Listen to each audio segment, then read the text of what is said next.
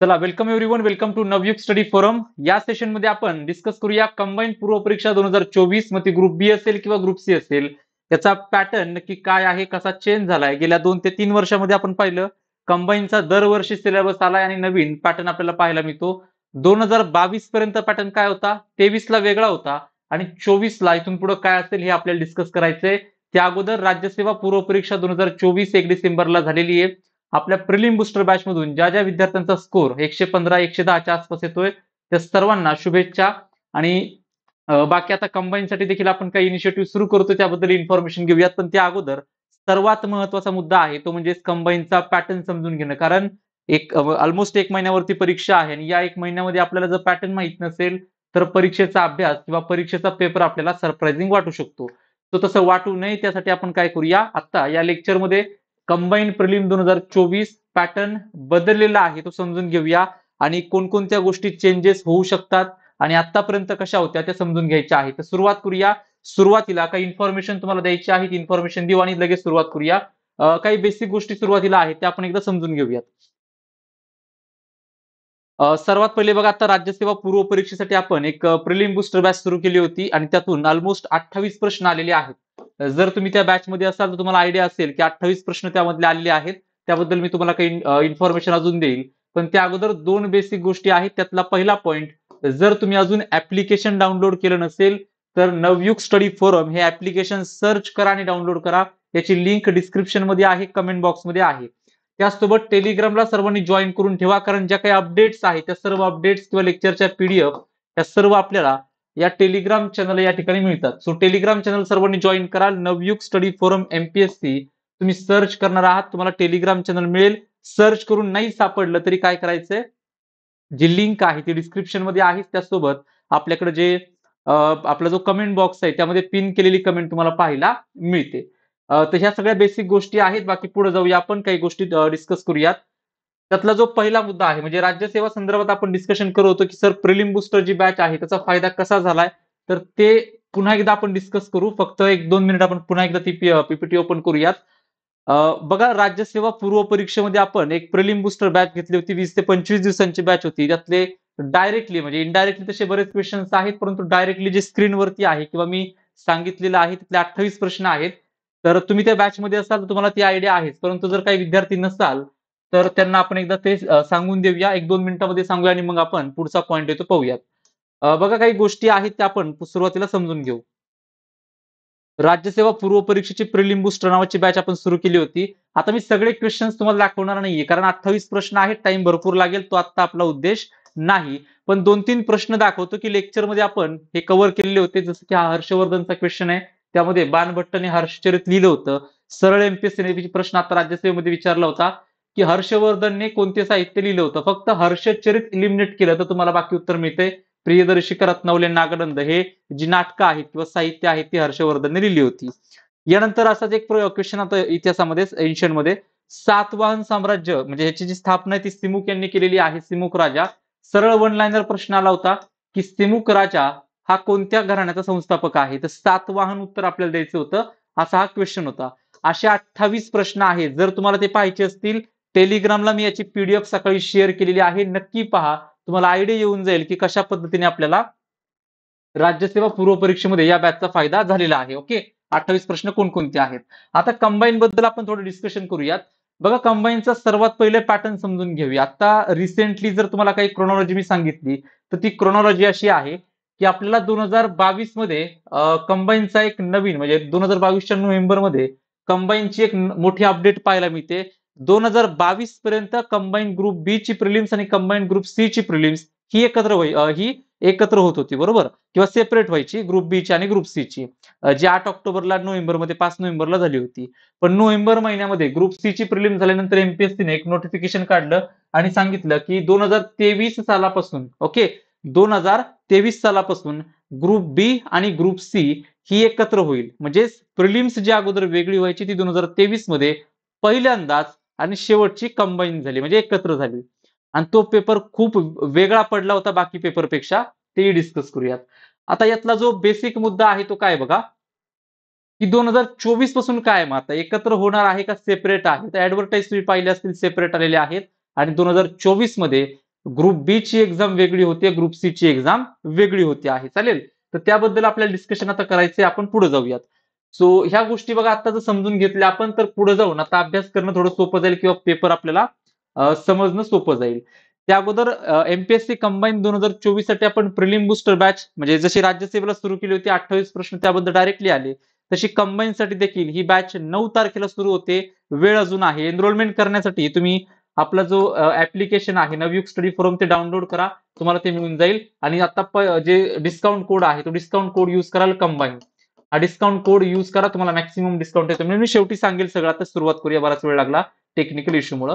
सुरुवात करतोय आपण. बघा पहिला मुद्दा, सगळ्यात पहिला मुद्दा आहे की आपल्याला कंबाईनचा पॅटर्न कसा बदलत गेला ते समजून घ्यायचंय. सर्वात पहिला मुद्दा आहे की 2022 पर्यंत पॅटर्न कसा होता.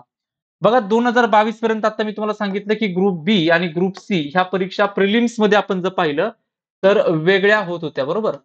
ग्रुप बी आणि ग्रुप सी ह्या परीक्षा वेगळ्या झाल्या. पण 2023 मध्ये एक ऐतिहासिक कंबाईनचा निर्णय आला. त्याच्यामध्ये काय सांगितलं त्यांनी की ग्रुप बी आणि ग्रुप सी ची एकच प्रिलिम्स होईल आणि ती झाली होती आपली 30 एप्रिलला. प्रिलिम झाली, पेपर खूप वेगळा होता, अवघड होता म्हणलं तरी चालेल, त्याबद्दलही बोलूया आपण. आणि यानंतर 2023 मध्ये हे सगळे चेंजेस झाले. 2023 त्या पेपर नंतर काही एक्झाम झाली नाही अजूनपर्यंत. आणि आता ऑक्टोबर महिन्यामध्ये आता या लेटेस्ट 2024 मध्ये आयोगाने परत सांगितलं की 2024 पासून ग्रुप बी आणि ग्रुप सी ह्या परीक्षा आता वेगळ्या होतील. सो आत्ताची सिच्युएशन काय आहे ते समजून घ्या. आत्ताचा मागचं जाऊ द्या, हे पॅटर्न कसा चेंज झाला तो काही विषय नाहीये. आत्ताचा पॉइंट काय आहे की सर आता इथून पुढे काय आहे, आत्ताचा पॅटर्न कसा आहे तो समजून घेऊया. तर आपल्याला आयडिया असेल की 5 जानेवारीला आपली जी आपली कंबाईनची प्रिलिम्स आहे, ओके, ग्रुप बी ची ही होणार आहे. ग्रुप बी ची प्रिलिम्स आहे आणि फेब्रुवारी महिन्यामध्ये ही आपली ग्रुप सी ची प्रिलिम्स आहे ती होणार आहे, बरोबर.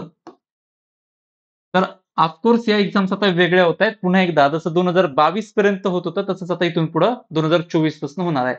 फक्त 2023 हे वर्ष असं होतं ज्यामध्ये मेजर चेंजेस झाले आणि ते रॅपअप पण केले त्याच वर्षी. तर 2023 ला आता विचारात घेऊ नका. 2024 मध्ये ग्रुप बी ची एक्झाम वेगळी होते, ग्रुप सी ची एक्झाम वेगळी होती आहे. आता चेंजेस समजून घेऊया. बघा 2022 मध्ये काय नक्की कंडिशन, 2023 मध्ये काय कंडिशन होती एक्झाम मध्ये ती पाहूयात. 2023 चा पेपर कसा होता, हा पेपर थोडा वेगळा होता. म्हणजे 2022 पर्यंत जे पेपर व्हायचे त्यापेक्षा वेगळा होता. काठिण्य पातळीनुसार पण वेगळा होता आणि स्ट्रक्चर नुसार पण वेगळा होता, कंपोजिशन पण वेगळं होतं. 2023 मध्ये करंट अफेअरचे 15 प्रश्न आलते, राज्यव्यवस्था 15, इतिहास 10, भूगोल 10, अर्थव्यवस्था 15, सामान्य विज्ञान 15 आणि मॅथ्स रिझनिंगचे 20 प्रश्न. हे 2023 मधला पॅटर्न आहे. आता हाच पुढे कॅरी फॉरवर्ड होणार की नवीन काय येतं ते आपण डिस्कस करू. त्यासाठी लेक्चर पुढे पाहायचे आपल्याला, ओके. यानंतर 2022 ला काय होतं पॅटर्न चेंज व्हायच्या अगोदर, तर बघा करंटचे 15 प्रश्न आहेत, पण पॉलिटीचे 10 प्रश्न यायचे, इतिहासाचे 15 यायचे आणि भूगोलाचे 15 यायचे, जे की 23 ला फक्त 10 क्वेश्चन्स आले होते. बाकी अर्थव्यवस्था 15 आहे, सामान्य विज्ञान 15 आणि मॅथ्स रिझनिंगच्या अगोदर 15 प्रश्न यायचे, जे की मागच्या वर्षी 20 करण्यात आले होते, ओके. सो हा जो बदल आहे 2023 मधला एक मोठा बदल होता की मॅथ्स रिझनिंगला खूप जास्त वेटेज मिळालं होतं. पण 2024 मध्ये आता काय होईल, ओके. आता सर्वात मेन प्रश्न आहे की आता इथून पुढे काय असेल. हे झालं म्हणजे तुम्ही सांगितलं की सर मेजर चेंजेस आहे ते कुठे होते, इतिहास, भूगोल आणि मॅथ्स रिझनिंग मध्ये. तर बघा 2023 मध्ये जो पॅटर्न चेंज झालता त्यावेळेस ग्रुप बी आणि ग्रुप सी ची एक्झाम एकत्र झाली होती प्रिलिम्स मध्ये. आता ग्रुप बी ची वेगळी होती आहे आणि ग्रुप सी ची वेगळी होते. जशी ही एक्झाम अगोदर व्हायची तशीच होती आहे. तर याचा जो पॅटर्न आहे, ओके, हा पॅटर्न नक्की 2023 सारखा राहील. म्हणजे जिओग्राफीचे 10 क्वेश्चन, हिस्ट्रीचे 10 क्वेश्चन आणि मॅथ्स रिझनिंगचे जे आहेत ते 20 क्वेश्चन असं येतंय की अगोदर जो पॅटर्न होता जिओग्राफी 15, इतिहास 15, मॅथ्स रिझनिंगचे 15 क्वेश्चन आणि पॉलिटीचे 10 क्वेश्चन असं येतंय. हा सगळ्यात मोठा क्वेश्चन आहे, ओके. सो आपल्याला हा जो पॅटर्न आहे सर तुम्हाला याच्यामध्ये काय फरक पडणार आहे, किती काय क्वेश्चन आले, बघा खूप मोठा फरक आहे. कारण ज्यावेळेस तुम्ही मॅथ्स रिझनिंगचे 20 प्रश्न मागच्या वर्षी सोडवताय आणि इथं तुम्ही 15 क्वेश्चन सोडवताय, होतंय काय की तुम्हाला फक्त 60 मिनिटं आहेत, इथेही 60 मिनिटच होईल, बरोबर. 23 मध्ये 22 मध्ये पण 60च मिनिटं आहेत. प्रॉब्लेम आहे टाइमचा. जर मॅथ्स रिझनिंगचे 15 क्वेश्चन असतील तर टाइम थोडा तरी वाचेल. आणि जर इकडे 20 असतील तर तुम्हाला जीएस मध्ये कुठल्या ना कुठल्या विषयामध्ये म्हणजे गडबड होणार आहे किंवा तुम्हाला टाइम पुरणार नाहीये. बरोबर? जर ते आपण 20 क्वेशन्स पकडले आणि बाकीचे क्वेश्चन जे आहेत ते जीएसचे असतील तर. ओके. सगळ्यात मोठा क्वेश्चन काय आता, की जर 2023 ला हे जे नवीन कंपोझिशन आयोगाने आपल्याला दिलं होतं, की भूगोलाचे, इतिहासाचे प्रश्न कमी करून ठेवले होते 5-5 क्वेश्चन, पॉलिटीचे 5 वाढवले होते आणि 5 क्वेश्चन्स याचे वाढवले होते. तर हा जो चेंज केला होता हा कॅरी फॉरवर्ड होणार आहे, की जो 2022 चा पॅटर्न होता तो कॅरी फॉरवर्ड होतो, हे आपल्याला पाहायचंय. आणि तुम्हाला सांगू, हे आता कुणी सांगू शकणार नाही. आता जे काही फक्त प्रिडिक्शन असेल ते केलं जाईल. कारण कंपोझिशन काय ठेवायचं हे कुठेही जाहीर केलेलं नसतंय, की 2023 ला ज्यावेळेस जिओग्राफीचे क्वेश्चन्स 15 यायच्या अगोदर ज्यावेळेस 10 क्वेश्चन आले त्यावेळेस पेपर झाल्यानंतरच समजलं की जिओग्राफीचे 5 आणि हिस्ट्रीचे 5 क्वेश्चन्स हे कमी केले होते. आणि ते कुठं वाढवले होते? मॅथ्स, रिझनिंग आणि पॉलिटीमध्ये. तर आता जर विचार केला नवीन आयोगाने काय केले, आता बघा तुम्हाला सिलेबस पण दाखवतो मी, की सर मग हे आता पॅटर्न नवीन असेल का? म्हणजे ज्या गोष्टी चेंज झाल्यात सिलेबस नवीन असेल का? सिलेबसची तारीख जर तुम्ही पाहिली तर सिलेबस आता 9 ऑक्टोबर 2024 ला आयोगाने आपल्याला दिला. पुन्हा एकदा तोच आहे. याच्यामध्ये काही चेंज नाहीये. फक्त ते इकडे कॉपी पेस्ट करून दिलेला आहे. अगोदरचा सिलेबस आहे तो परत दिलाय. तो इथे म्हणजे जो तुम्ही सिलेबस पाहिला तर जुना सिलेबस आहे ना तोच आहे सगळा. इतिहासामध्ये आधुनिक भारताचा, विशेषतः महाराष्ट्राचा इतिहास, भूगोलामध्ये पुन्हा एकदा तेच सगळे पॉइंट दिलेले आहेत. आपल्या इकॉनॉमीमध्ये पण तेच आहे. राष्ट्रीय उत्पन्न, शेती, उद्योग, परकीय व्यापार, बँकिंग, हे जे पॉइंट्स आहेत ते सगळे दिलेले आहेत. फरक कुठं पडतोय आपल्याला? फरक पडतोय या कंपोझिशन मध्ये. आणि हा जो पॉइंट आहे ना हा खूप लहान वाटतो पण खूप जास्त इम्पॅक्ट करणारा हा पॉइंट आहे. तुम्हाला जर बघा, काही जणांना मॅथ्स रिझनिंग खूप सोपं जातं, काही जणांना जीएसचे प्रश्न सोडवायला सोपे वाटतात, मॅथ्स रिझनिंग अवघड जातं. असे एक डिवाइड आहे, की काहींना मॅथ्स रिझनिंग सोपं जातं, खूप जास्त सोपं जातं, काहींना खूप जास्त अवघड जातंय. बरोबर? तर याच्यामुळे काय आहे, की हा जो संपूर्ण आपला विद्यार्थी गट आहे तो 2 भागामध्ये याच्यामध्ये कंबाईनमध्ये डिवाइड झालाय. काहींना सोपा जातं, काहींना मॅथ्स रिझनिंग अवघड जातंय. त्यामुळे फरक पडणार आहे या गोष्टींचा. जर पॅटर्न असा राहिला 2023 सारखा तर 20 क्वेश्चन्स येतील लक्षात ठेवा मॅथ्स रिझनिंगचे. पण ते जर म्हटले, की आपण पॅटर्न आता प्रिलिम पुन्हा एकदा ग्रुप बी ची वेगळी घेतोय, ग्रुप सी ची वेगळी घेतोय. एक काम करूया, आपण मॅथ्स रिझनिंगचे 15च क्वेश्चन ठेवूया आणि भूगोल आणि इतिहासाला पुन्हा एकदा तो मान देऊया 15-15 क्वेश्चनचा. तर तसंही होऊ शकतं.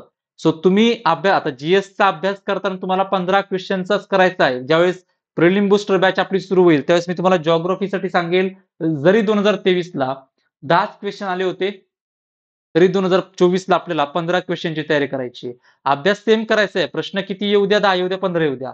पण मॅथ्स रिझनिंगचं काय करायचं तर आम्ही म्हणजे कशी तयारी करू? 15 क्वेश्चनची करू का 20 क्वेश्चनची करू? मी सजेस्ट करेल की 20 क्वेश्चनची करा. याचं रिझन सांगतो. जर भूगोलाचे 5 क्वेश्चन वाढले तरी काय म्हणजे फरक नाही पडणार किंवा हिस्ट्रीचे 5 क्वेश्चन वाढले तरी तुम्हाला फरक पडणार नाही. तुम्हाला टाईम हा वाचणारच आहे. तो प्लस पॉइंटच आहे. जीएसचे क्वेश्चन एक तर येतात किंवा येत नाहीये. बरोबर? पण मॅथ्स रिझनिंगचे क्वेश्चन सुटतोय का नाही सुटत हे सोडवल्यावर समजते आपल्याला. बरोबर? की उत्तर सापडते का नाही. त्यामुळे हा वेळ खातो. मग याचे 5 क्वेश्चन जर एक्स्ट्रा आले, समजा 2023 सारखाच पॅटर्न पुढे कॅरी फॉरवर्ड झाला, तर मात्र आपण त्या पुढच्या 5 क्वेश्चनसाठी रेडी पाहिजे. चालेल? तर आपल्याला आता काय करायचं, 105 क्वेश्चनची तयारी करायची आहे. 100 नाही. का सर? कारण रिस्क आहे. जर त्यांनी पॅटर्न हाच ठेवला 20 क्वेश्चनचा तर आपण तयार पाहिजे. आपल्याला असं व्हायला नको, की सर आपण गेलो 15 ची तयारी करून मॅथ्स रिझनिंगसाठी, क्वेश्चन पुन्हा एकदा 20 आले 2023 सारखे. चालेल? अगेन सर मग इथेही तेच होऊ शकतं, की आपण याची 20 ची तयारी केली नाही. याची मग कसं काय म्हणजे 15 क्वेश्चनच्या ऐवजी जर 10 क्वेश्चन आले तर काही फरक पडत नाहीये. इथं टाईम लागतो, इथं टाईम लागत नाही. ही रिअॅलिटी आहे. जीएसचा क्वेश्चन किंवा भूगोलाचा क्वेश्चन, इतिहासाचा क्वेश्चन येतोय का येत नाही, हार्डली काही सेकंदाचा विषय असतो. समजून जातं प्रश्न सुटतोय का नाही सुटत. चालेल? याची तयारी करा आत्तापासून. म्हणजे अभ्यास वेगळी गोष्ट आहे. पॅटर्न वेगळी गोष्ट आहे. हे समजणं गरजेचं आहे. त्यामुळे मी सांगितलं, की हे लेक्चर नक्की पहा. ॲट लीस्ट एक क्लॅरिटी येईल, की काय करायचं आपल्याला. चालेल? किंवा काय नक्की पेपर असू शकतो, काय पॉसिबिलिटीज आहेत, या गोष्टी हायलाइट होणं गरजेचं आहे. त्यामुळं मी तुम्हाला या गोष्टी आता या लेक्चरमध्ये सांगितल्या. सिलेबस दिलेला आहे, एकदा वाचून घ्या. तोच आहे सगळा, काही विषय नाहीये. आता शेवटचा मुद्दा सांगतो बघा, की जर तुम्हाला म्हणजे तुम्ही आता कंबाईन्ड प्रिलिम देताय 5 तारखेला, 5 जानेवारीला. तर आपण एक प्रिलिम बूस्टर बॅच म्हणजे जशी राज्यसेवेला सुरू केली होती तशी कंबाईनसाठी देखील सुरू करतोय. आणि या देखील बॅचचा तुम्हाला कंबाईनला फायदा होईल. मी राज्यसेवेला तुम्हाला सांगितलं होतं, की फायदा होईल राज्यसेवेला. जवळपास 28 ते 30 क्वेश्चन्स त्या प्रिलिम बूस्टर बॅचमधनं आले. आणि ही गोष्ट काही अशी अंदाज नाहीये किंवा असं हे नाहीये, की तर आले, आपण खूप साऱ्या गोष्टी घेतल्या त्यातले 28 क्वेश्चन आले नाही. 20 दिवस लेक्चर घेतले होते, खूप सिलेक्टिव्ह घेतले होते, सगळ्या विषयांचे घेतले होते, फक्त मॉडर्न हिस्ट्री सोडून, बरोबर? तर यावेळेस पण तेच करूया आपण. जिओग्राफी घेऊयात, पॉलिटी घेऊयात, सायन्स घेऊया, इकॉनॉमी आणि करंट अफेअर्स. स्पेशली करंट अफेअर्सला आपण शेवटी वेळ देणार आहोत. ओके. तर हे सगळे फक्त मी मॉडर्न हिस्ट्री घेणार नाहीये, कारण अगेन मी जे राज्यसेवेला सांगितलं होतं तोच पॉईंट सांगतो. हिस्ट्री जो विषय आहे तो तुम्ही करू शकता. त्याला मी तुम्हाला नाही सांगू शकणार. त्यामुळे हे बाकीचे विषय मी तुम्हाला सांगून देईल परफेक्टली. आणि इथं हिस्ट्रीचे मी टॉपिक सांगेल, पण तो कंटेंट, डेटा सांगायला वेळ नाही आपल्याकडे आता, बरोबर? तो प्रॉब्लेम आहे. आणि दुसरा पॉईंट की ह्या विषयांचा डेटा मी तुम्हाला सांगून देईल, विथ अप्रोच सांगून देईल. जसा राज्यसेवेला फायदा झाला तसा कंबाईनलाही होईल. आणि ही पीडीएफ मी तुम्हाला शेअर केली आहे. कोणी म्हणजे एनरोल करण्या अगोदर प्लीज राज्यसेवा प्रिलिम बुस्टरची एकदा पीडीएफ पहा की क्वेश्चन कोणते आलेत, कसे आलेले आहेत, आणि मग एनरोल करा. काही गडबड नाहीये. चालेल. फक्त जो कोड आहे तो कोड तुम्ही युज करा कंबाईन. तुम्हाला मॅक्सिमम डिस्काउंट त्या बॅचचा मिळून जाईल. आणि पहिल्या 100 विद्यार्थ्यांना आपण डिस्काउंट ठेवलेला आहे या कंबाईन कोडवरती. आता बॅचचा रोडमॅप एकदा 2 मिनिटात सांगतो, म्हणजे तुम्हाला गोष्टी क्लिअर होऊन जातील. बघा, बॅच 9 डिसेंबरला आपण सुरू करतोय. कंबाईन पूर्व परीक्षा जी ग्रुप बी आणि ग्रुप सी दोन्हीसाठी लागू असेल, काही वेगळं नाहीये. ओके. काही 2-3 पॉईंट ग्रुप सी साठी मी एक्स्ट्रा घेईल जिओग्राफीमध्ये.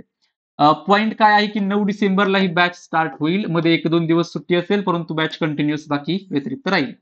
9 डिसेंबर पासून आपण जिओग्राफी, पॉलिटी, त्यानंतर इकॉनॉमी, मग सायन्स आणि शेवटी करंट अफेअर्स या पद्धतीने पुढे जाणार आहोत.